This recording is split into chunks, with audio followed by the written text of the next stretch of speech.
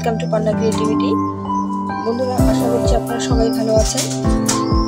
বন্ধুরা, আমি আজকে আপনাদের সঙ্গে শেয়ার করতে যাচ্ছি একটা পনিরের রেসিপি। তার জন্য আমি নিয়ে নিয়েছি, দেখতে পাচ্ছেন আপনারা, ছোট মাঝারি সাইজের 3টে পেঁয়াজ, 1.5 ইঞ্চ মতো আদা, আর কিছু রসুন কোয়া, আর একটা শুকনো লঙ্কা। লঙ্কাটা খুব ঝাল, সেজন্য আমি একটাই নিয়েছি, কারণ আমাদের ঘরে ঝাল সেরকম ভাবে চলে না, তো একটাই নিয়েছি। সেজন্য আপনারা যদি ঝাল বেশি খান তবে পরিমাণটা বাড়াতে পারেন। এখানে তেল প্রায় গরম হয়ে আসছে। এখানে আমি 1 চামচের মতো তেল নিয়ে নিয়েছি। এখন আমি এগুলিকে এখানে দিয়ে দেব।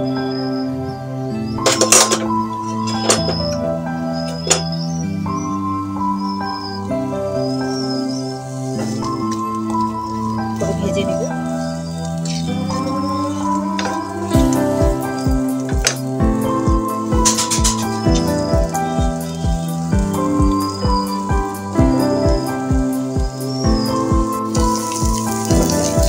দেখতে পাচ্ছি সব ভাজা হয়ে গেছে।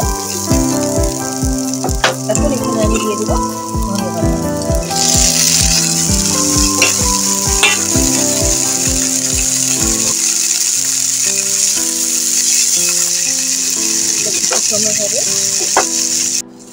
বন্ধুরা, এটা হয়ে গেছে। এখন আমি গ্যাস অফ করে একটু মিক্সিতে ভালো করে পেস্ট করে নিব।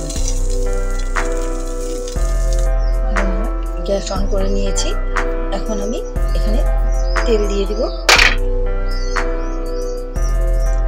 তেলটা আপনারা আপনাদের পরিমাণ মতো দেবেন, বেশি কম হিসেব করে নিয়ে দিবেন। আমি এখানে তেল দিয়েছি। তেল গরম হয়ে গেলে বন্ধুরা, আমি এখানে অল্প সামান্য পরিমাণে হলুদ দিয়ে দিব।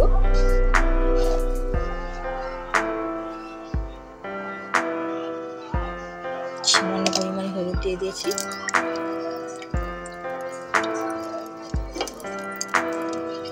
এখন এতে আমি পনির দিয়ে পনিরগুলিকে ভালো করে ভেজে নেব।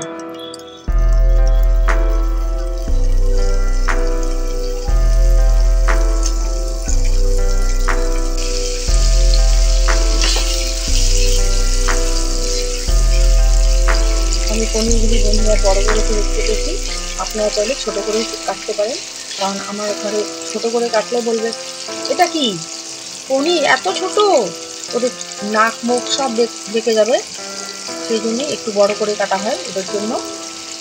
আপনারা চাইলে ছোট করে কাটতে পারেন।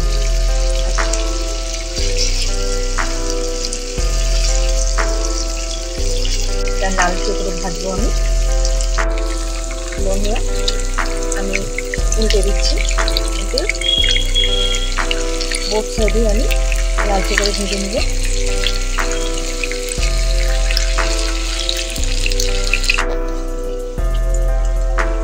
বোথ সাইড এখন লাল করে ভাজা হবে। এক সাইড হয়ে গেছে, আরেক সাইড হচ্ছে।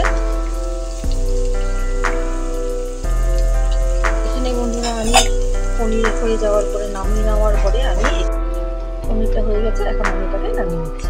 পনির ভাজা হওয়ার পরে বন্ধুরা, 1 ইঞ্চ মতো দারচিনি, 4টে লং আর 5টে লং আর 4টে এলাচ আর 2টো তেজপাতা ফোড়ন দিব। তো গোটা মশলা, দারচিনি, এলাচ এগুলি গোটা দিলে কি হবে, ফোড়ন দিলে মানে আমি মনে করি সেটা সবাই উঠিয়ে সাইডে রেখে দিবে, এটা কেউ খাবে না, এটা বেস্ট হয়ে যাবে। তো সেই জন্য আমি এটাকে থেতো করে নিই, থেতো করে দিই। তবে কি হয়, খাওয়ার সাথেই সব চলে যায়, এটা এক্সট্রা করে উঠিয়ে আর ফেলানো হয় না। এখন আমি তেজপাতা ফোড়ন দিয়ে দিচ্ছি।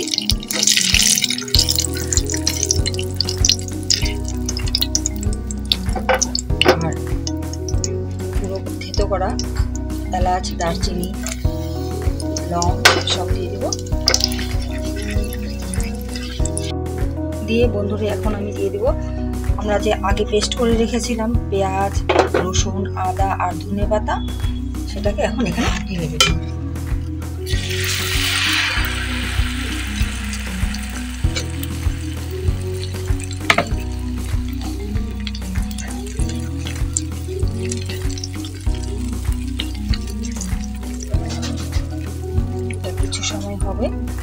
স্টিমে।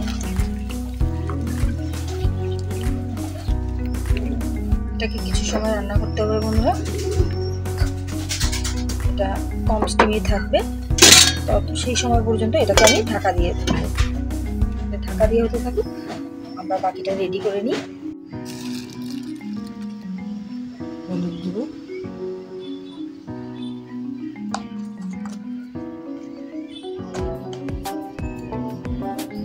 জিরে গুঁড়ো, স্বাদ অনুসারে নুন,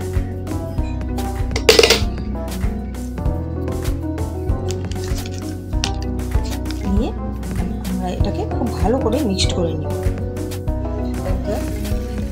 এটা এখন সরিয়ে দেবো। এটা প্রায় হয়ে এসেছে। এখন এখানে আমি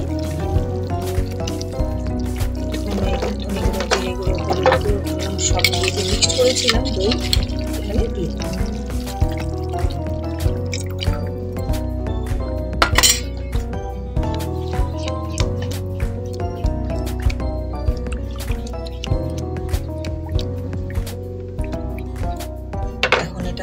আরো কিছু সময় রান্না করতে হবে। এখন আর ঢাকা দেওয়ার প্রয়োজন পড়বে না, বিনা ঢাকাতেই এখন রান্না হবে।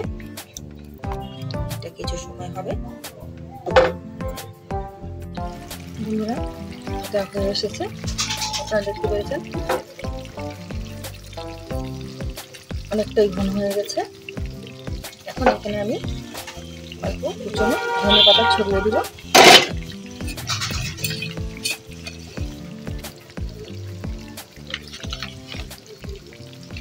আর সামান্য পরিমাণে গরম মশলা দিয়ে ভালো করে নাড়িয়ে নামিয়ে নেব।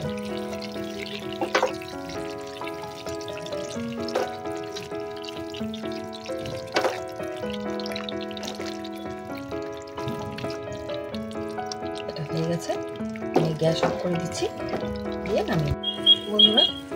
এটা ফুটে আসছে, এখন আমি পনিরগুলো দিয়ে দেবো এখানে।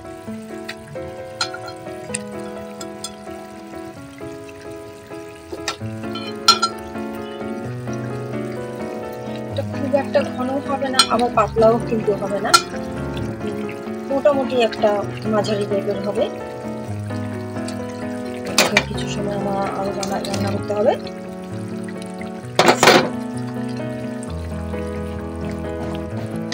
আশা করছি বন্ধুরা আমার রেসিপিটা আপনাদের ভালো লাগবে। আমাদের ভিডিওটা ভালো লাগলে প্লিজ ভিডিওটাকে লাইক করবেন। তার সাথে সাথে যে বন্ধুরা নতুন আমাদের চ্যানেলে সাবস্ক্রাইব করবেন ও কমেন্টসে অবশ্যই জানাবেন কেমন লেগেছে। তার সাথে সাথে আপনাদের ফ্রেন্ড বন্ধুদের সাথে শেয়ার করবেন।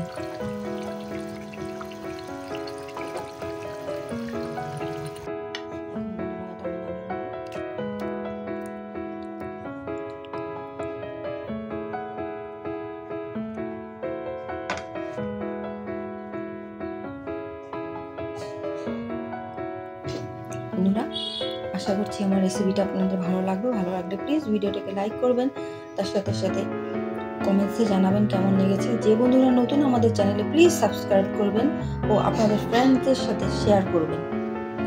আজ এ পর্যন্তই বিদায় নিচ্ছি, তবে আবার দেখা হবে কোনো অন্য ভিডিওতে। Thank you.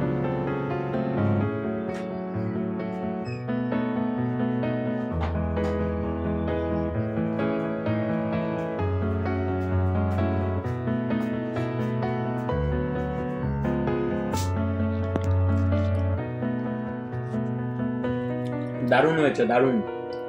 একবার সবাই ট্রাই করে দেখুন, আশা করি ভালোই লাগবে। রিয়েলি বহুত টেস্টি হয়েছে।